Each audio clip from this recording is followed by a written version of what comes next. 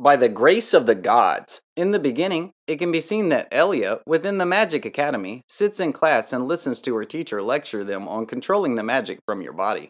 After the class, Elia laments how boring her school life has been so far and that nobody wants to associate with her because of her title. She'd walked into a big open room without a rooftop and was met by another student named Michelle Wilden. Apparently, Elia and Michelle have the same problems with their classes being too easy. Michelle also has trouble with her peers fawning over her despite being a lady.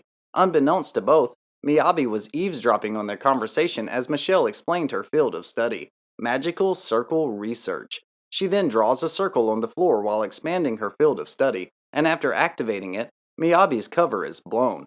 Miyabi appeared before the group and was recognized by Michelle instantly.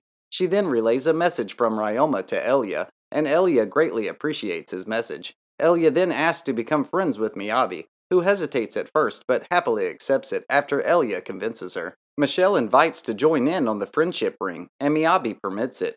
Michelle then suggests that they form a team for practical training. Elia and Miyabi ultimately agree to Michelle's proposal, but it's mentioned that they still need 2 to 3 more people to form an official group. Thankfully, Michelle has another person in mind, the knight in training, Riella Clifford. They talk to her and learn that Riella refuses invitations from other groups who mistake noble honor for boastful pride, but accept their invitation. As it turns out, Miyabi has herself a young girl named Kanin Chooser, who is sitting right across from them. The group agrees to extend an invitation to Kanin, who was unhappy that she'd been rejected to join another group again. Miyabi approached Kanin and asked her to join her group. Kanin then meets the group and formally introduces herself to them as a failed magical craftsperson. She goes on to explain that her real specialty is a magical enhancer, and she cannot use any other magic than that. Michelle chimes in, breaking down the process of making a magical item that includes being compatible with others, which Kanin confirms. However, Elia's group allows Kanin to join in spite of her incompetence in magic and swordplay, assuring her she's well welcomed in their group. Afterward, rumors are spread about Elia's group, and their first task is to set up camp for a 2-night camp training in which Elia and Riella have some experience. At an outdoor location by a river stream, most groups except Elia's needed help with setting up their tents and campfires due to their inexperience in doing those jobs. Therefore, Michelle and Riella fix the broken tent while Elia uses her heal slime to heal the injured student. Once the group with the collapsed tent formally apologizes, Elia suggests that all groups work together to make sure their time goes smoothly as possible. Later, Elia's group helps the other teams out, mainly by building toilets, traps, scavenging for food, and cooking. That night, Elia's group sits by the bonfire, and although they're a little unhappy that their camping trip is over the next day, they enjoy their fun times. Elia would also write about her experiences within the academy so far to Ryoma, who read the letter in his cave accompanied by his slimes. At this beginning, laundry agency Bamboo Forest employees Jane, Maria, Fina, Faye, Dolce, and Maya discuss the layout for the upcoming Foundation Festival. Ryoma and Carme observe this, and later, Ryoma watches as the Simroid troupe practices their act. He's then approached by Worgen, who thanks him for helping with the tunnel ant incident, and hears that Ryoma is trying to raise his adventurer rank. To that point, he asks for his help for the next few days collecting treant materials, a monster Ryoma was interested in hunting. The next day at the Adventurer Guild, Ryoma, Mia, Walana, Lepin, Celia, Mazilia, and Asagi learn the quest specifics from Worgen in his office. They are tasked with collecting 300 treant materials because of the town renewal project. Since the town is a mining town, the residents would move out of town if the ore in the mine were depleted. A fighting arena would also be built in its center. When asked why the treant material was necessary, Worgen claims that the hired architect specifically requested them and put Asagi in charge of the task. By dusk, the party rides to their destination, and Lepin explains to the group what to expect while fighting treants. Making camp by a river stream, Ryoma pulls out some chairs and a table for the group to use his space magic. Asagi assigns everyone their tasks and appoints Ryoma as Lepin's bodyguard. The next day, heading into the forested area, they find an odd tree that emits magical power. Therefore, Mia and Walana deal with it, and Ryoma and Lepin finish the rest. 3 more are dealt with by the attack group led by Asagi, and Lepin spots another one in the distance but allows Ryoma to deal with it for experience purposes. Ryoma agrees with Lepin's analysis internally, noting how strange the forest feels. At the base, they all enjoy lunch together, and due to his impressive skills, Ryoma is assigned to deal with treants. The attack group misses, while continuing to protect Lepin. Celia then asks Ryoma about his weapon, and he answers that it's a scabbard made of metal slime, while the sword is made of iron slime. Just then, a slime that flies in the air by a dandelion puff floats by. Lepin states that it's called a fluff slime, and uses space magic, pickup, to transport it closer to him. From there, Ryoma tames it and learns its skills and capabilities. Then they all slay the treants in the forest first half. However, Lepin warns further ahead of almost all treants. Proceeding with caution, the group slays more treants on their way, and amidst this, Ryoma gets the idea to untransform his scabbard consisting of metal slimes. He then transforms them into 2-bit throwing axes, which he uses to slay numerous treants until their boss, an elder treant, finally appears. Before the group attacks the elder treant and its treant cohorts, Ryoma's metal slimes are too frightened to go any further, so Ryoma stores them away. However, things become complicated when the treant uses dark magic to corrode Mia and Walana's weapons. On the other hand, Ryoma gets the idea of using his untransformed iron slimes against the elder treant, which works against it and slays it with an iron slime mace and chain. In the aftermath, the elder treant drops a treasure chest filled with magic crystals, and later that night, Ryoma serves vegetable tempura. In the beginning, as Ryoma's group head back to town via wagon, and Asagi suggests that Ryoma return to his shop while he and the rest of the group report to the guild about their quest.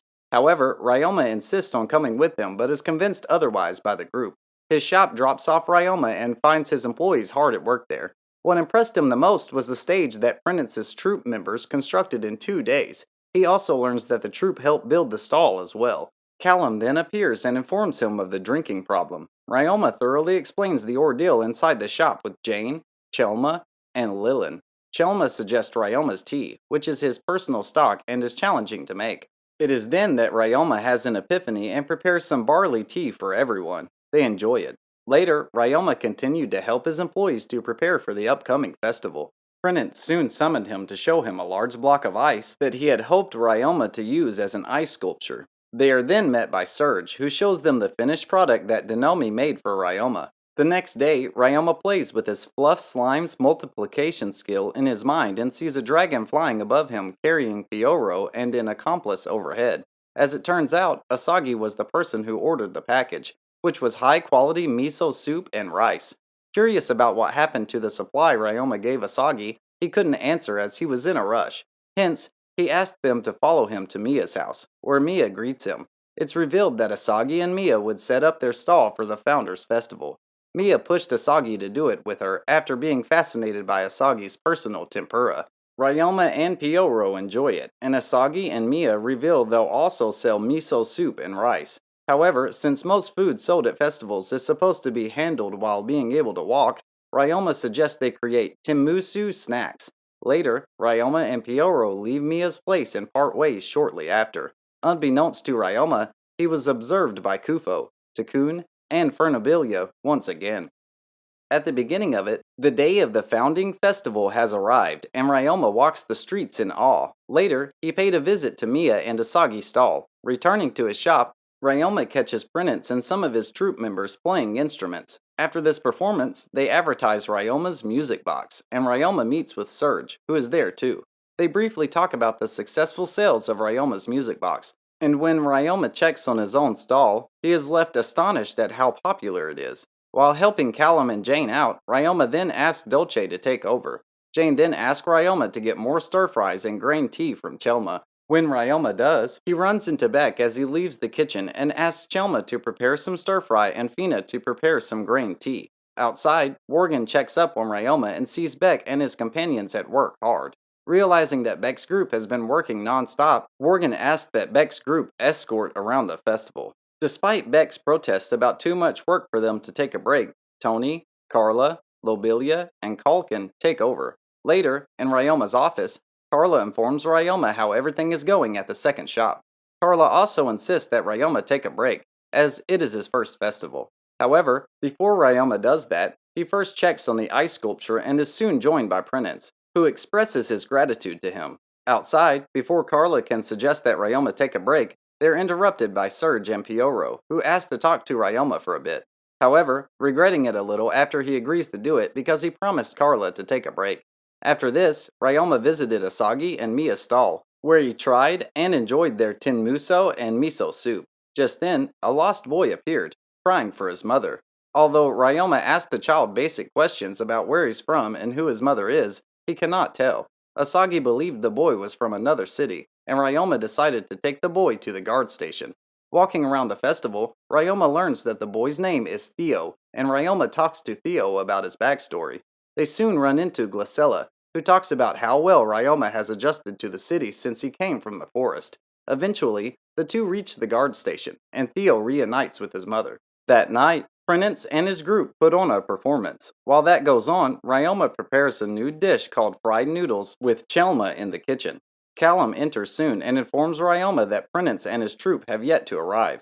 Hence, Ryoma decides to check up on them. When he did, Ryoma saw them decorating a divine statue of Menawa'aloa, the god of wind. Their decorating the statue is a show of respect towards the god. Afterward, Ryoma kicks off the afterparty and thanks everyone for their help and contributions towards it.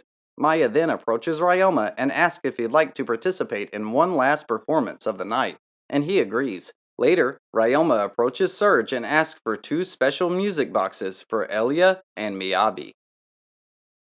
Let's see how his heart filled with anticipation for the upcoming festival, and don't forget to subscribe to my channel.